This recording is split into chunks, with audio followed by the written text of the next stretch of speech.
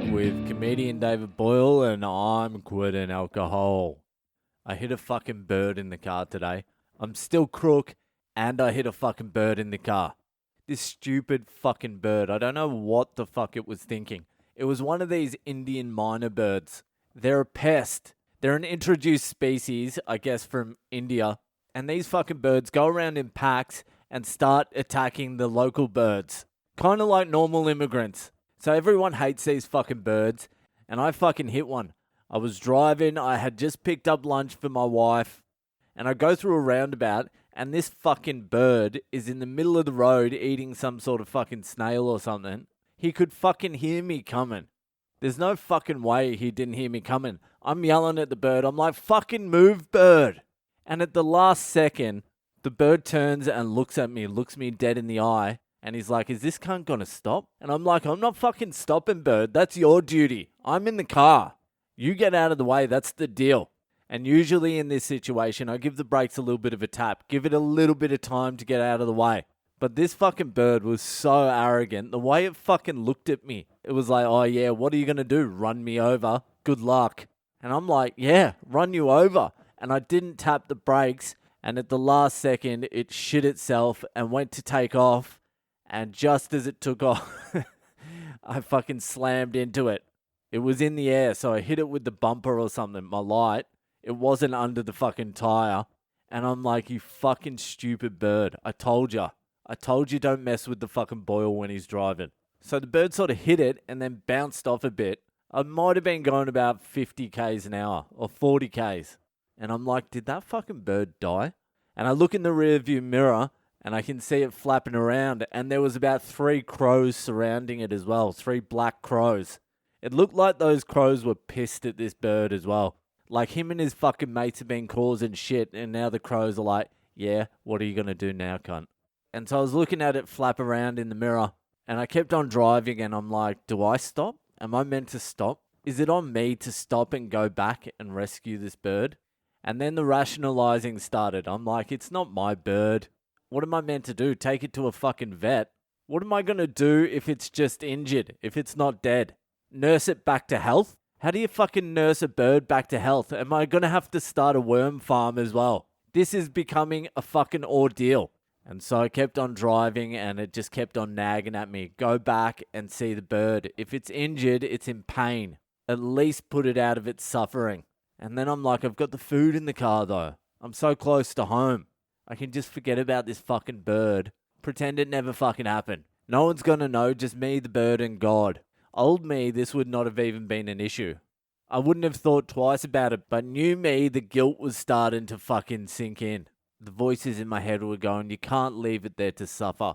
What about all the shit you say before meditation? And before meditation, I say, I'm doing this practice to help eliminate the suffering of all sentient beings.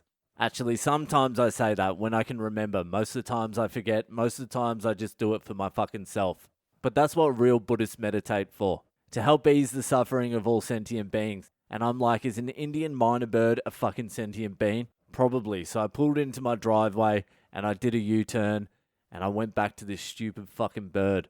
And I'm like, well, I'm not taking it to the vet. There's a limit to my goodwill.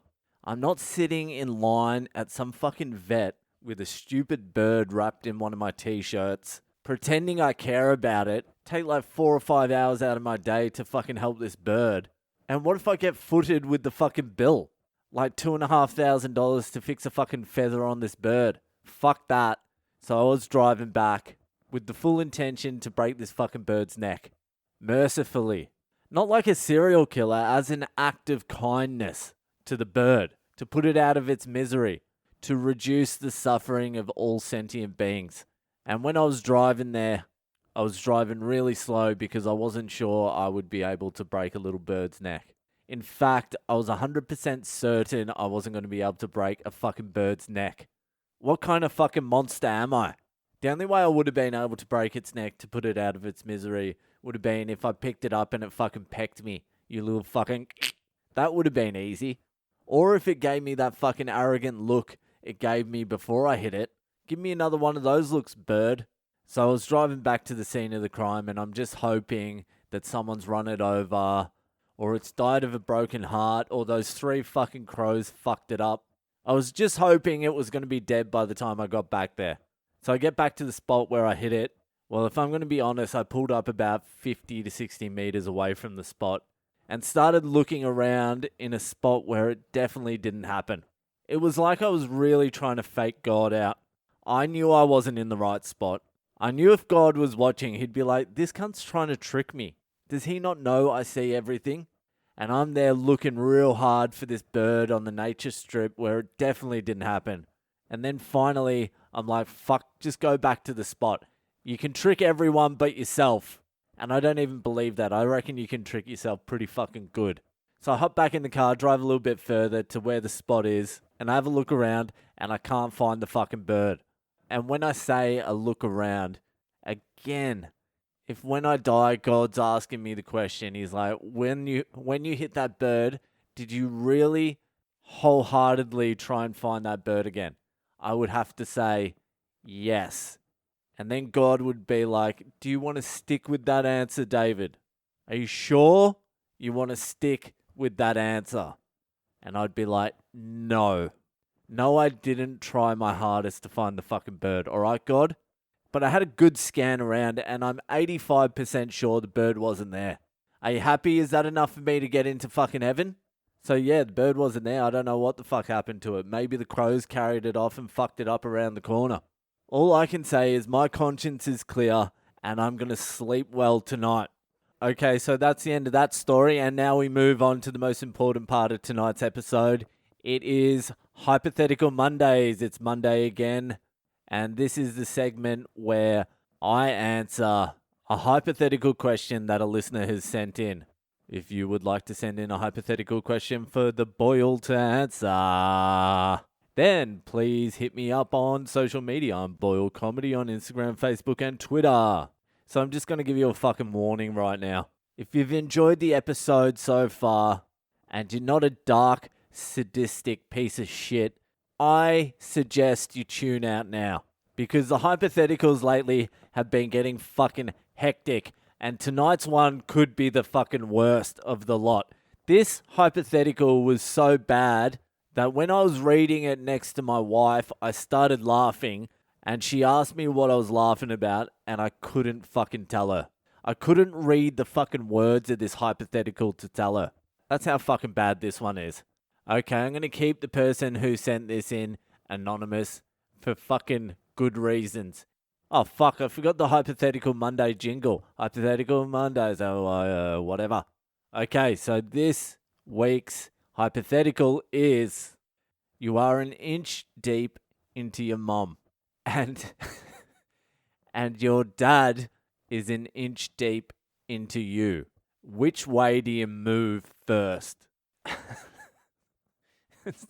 It's so fucked. All right. Where are we with this one? So I'm in my mum, an inch. Dad's in me, an inch. So he's got basically a little bit of knob plus a little bit of shaft in there. Please fucking tune out. Okay. So which way do I move first? All right, I've got to take this seriously. I need to fucking get into full visualization mode. I've got to put myself in that position mentally. All right, where am I? Okay, Mum, you good there? All right, Dad, come on. That's it. That's it. Now, pause. What do I do? What do I do? You know how people stop fights by jumping in between them? Like, don't do it, man. Don't do it. It's not worth it. It's just not worth it, man. Well, this is how I would stop my parents if they ever thought of fucking again. I would just strip down nude and just jump in between them. Like, no, it's not worth it.